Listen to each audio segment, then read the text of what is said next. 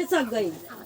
हे भगवान, मैं तो कन्हैया को मथुरा छोड़ करके आया हूँ और मैया कहती है पालने में सोए हुए।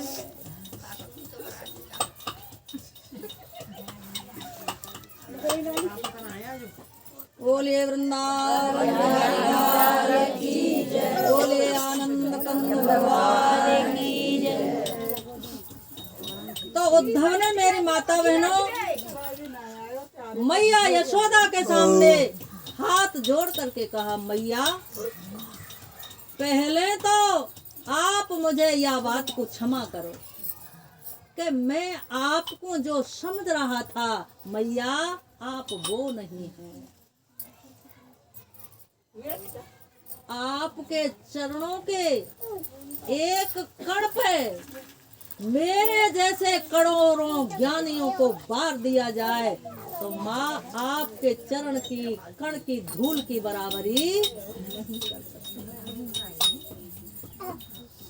उद्धव साष्टांग मैया यशोदा के चरणों में लेट गए। जय हो। उद्धव ने कहा, मैया मैं किशोरी राधा से मिलना चाहता हूँ, किशोरी राधा के दर्शन करना चाहता हूँ। किशोरी राधा बगीचे में बैठी हुई थी। उद्धव ने विचार किया कि जब मैं मैया यशोदा के चरण में प्रणाम करने के काबिल नहीं तो किशोरी राधा के चरण में प्रणाम करने के काबिल कैसे रहूंगा। उद्धव जी बगीचे में राधा रानी थी। मैया ने कहा कि बगीचे में जाओ और वहां राधा रानी है। बगीचे में गए और उद्धव जी एक पेड़ की आड़ में खड़े हो गए। वहां एक भौं भौं भौं भौं भौं भौं भौं भौं करता हुआ भौरा आया, भौं भौं करने लगा। किशोरी राधा सखियां वार्तालाप कर रही हैं। अरे भौरा तू काला है, कृष्ण का मित्र है, कृष्ण भी काला है, कपटी है, तू यहाँ भौं भौं क्यों कर रहा है? उस कपटी का मित्र है तू,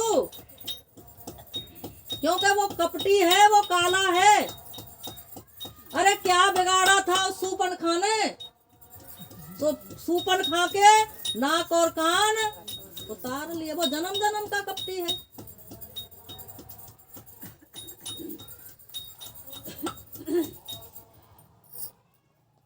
क्या बिगाड़ा था उस हरिचंद्र ने जो डोंग के घर जाकर के घड़ा उठवा दिया? क्या बिगाड़ा था राजा मोरध्वज ने सो बेटा के ऊपर आरा चलवा दिया?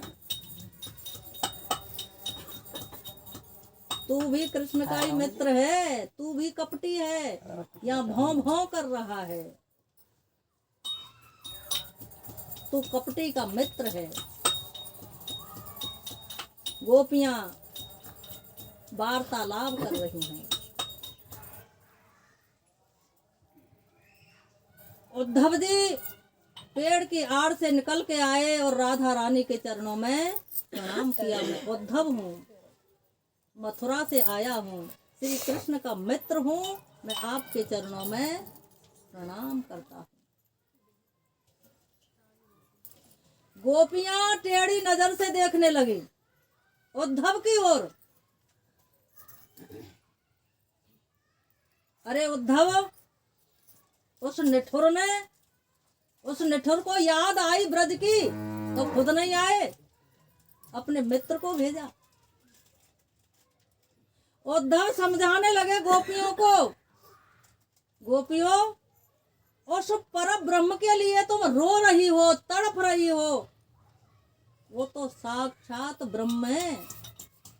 और ब्रह्म के हाथ नहीं होते हैं, पैर नहीं होते हैं कि बिना पग चले सो नहीं बिना कान्हा, कर बिना कर्म करे बिना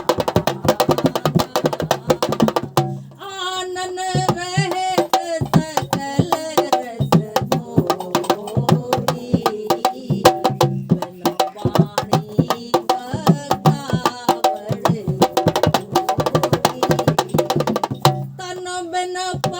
कैसे नैन बिन देखा, गृह ग्राम बिन बास असेखा।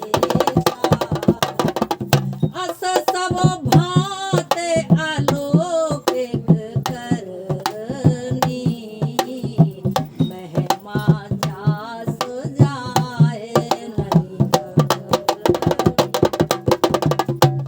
उद्धव कहते हैं उस ब्रह्म के हाथ नहीं होते हैं, कान नहीं होते हैं, बिना ही कानों के सुनते हैं और हाथों के बिना सारे कर्मों को करते हैं।